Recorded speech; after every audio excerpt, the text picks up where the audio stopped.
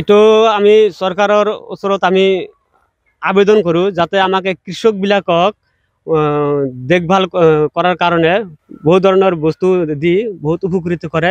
তার মানে আমি যেটো আমি সৰিয়হৰ খেতি কৰিছো একচুয়ালি কিন্তু আমি সৰিয়হৰ খেতি কৰি আমি সিমান স্বাৱলম্বী হ'ব নোৱাৰো। তাৰ মানে এতিয়া ধৰক আমি 60 টকা বীজ কিনিছো, আমি যেতিয়া বিক্ৰি কৰিব হলে 20 টকাত আমি বিক্ৰি কৰিব লগা হয়। তাৰ মানে কি বাহিৰৰ পৰা বেপাৰী বিলাক আহি কেনে ইয়াতে সিন্ডিকেট হৈ কেনে মালবিলাক ইয়াৰ পৰা কম দামত লৈ যায়। অসম চৰকাৰে যদি এটা উদ্যোগ দিলে হয় আমাৰ নিয়াৰেষ্ট এই অঞ্চলত বহুত ধৰণৰ আমি কৃষক বিলাকে স্বাৱলম্বী হ'ব পাৰিলে হয়। যে বজাৰ আছে এই বজাৰতো বিক্ৰি কৰো। এটা হাজাৰ বিঘা আমি খেতি কৰিছো, 10 বিঘা মান কৰিছো।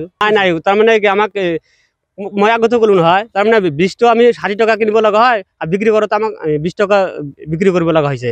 আৰু 1 বিঘাত সৰিয়হৰ খেতি কৰিবলৈ হলে মিনিমাম 5,000 টকা খৰচ হয়। হাল কিছু উমুক তুমুক 5,000 টকা খৰচ হয়।